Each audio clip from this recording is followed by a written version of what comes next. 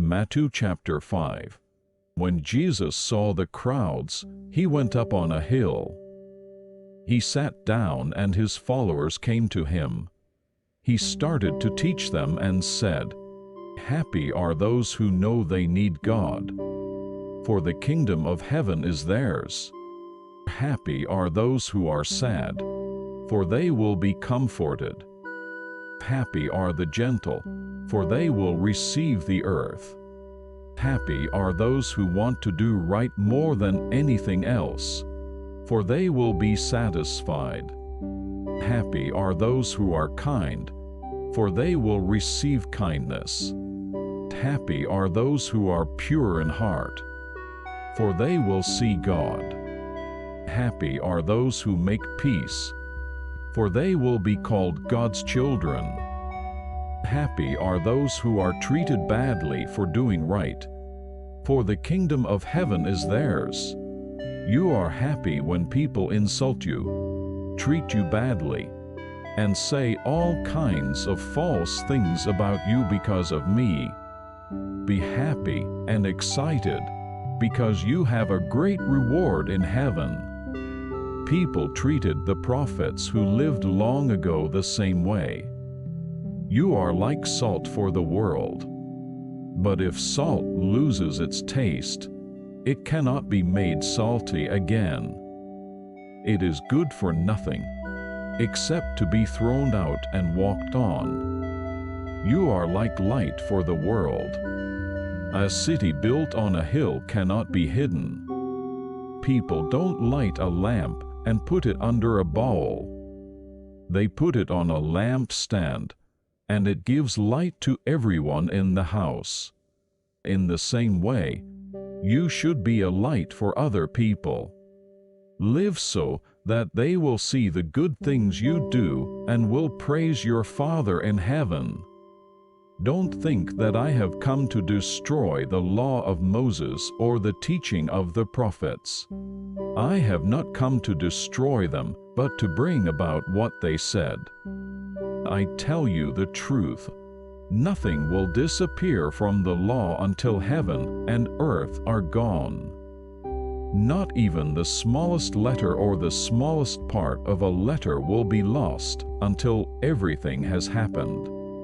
Whoever ignores one of the least of these commands and teaches others to do the same will be called the least in the kingdom of heaven. But whoever obeys these commands and teaches others to obey them will be called great in the kingdom of heaven. I tell you that if you are no more obedient than the teachers of the law and the Pharisees, you will never get into the kingdom of heaven. 521. You have heard that it was said to our people long ago, "You must not murder anyone. Anyone who murders another will be judged."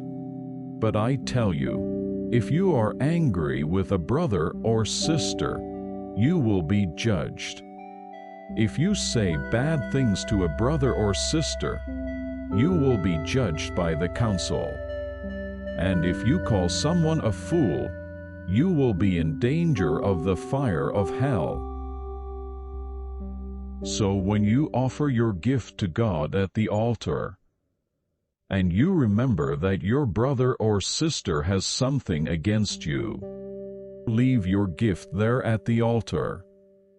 Go and make peace with that person, and then come and offer your gifts. If your enemy is taking you to court, become friends quickly before you go to court. Otherwise, he will hand you over to the judge, and the judge will hand you over to a guard, and you will be thrown into jail. 526. I tell you the truth, you will not get out of there until you have paid everything you owe. 527. You have heard that it was said, "You must not commit adultery." But I tell you that if you even look at a woman in the wrong way, you have already committed adultery with her in your heart. If your right eye causes you to sin, take it out and throw it away. It is better to lose one part of your body than for your whole body to be thrown into hell. If your right hand causes you to sin, cut it off and throw it away. It is better to lose one part of your body than for your whole body to go into hell. It was also said, anyone who divorces his wife must give her a written notice of divorce. But I tell you that if a man divorces his wife for any reason other than sexual sin, he causes her to be guilty of adultery. And anyone who marries the divorced woman is guilty of adultery. Again, you have heard that it was said to our people long ago, "Don't break your promises, but keep the promises you make to the Lord." But I tell you, don't make any promises at all. Don't promise by heaven, because it is God's throne. And don't promise by the earth, because it is the place where God rests his feet. Don't promise by Jerusalem, because it is the city of the great King. And don't even promise by your own head, because you can't make one hair on your head become white or black. Say only yes if you mean yes, and no if you mean no. If you say more than that, it is from the evil one.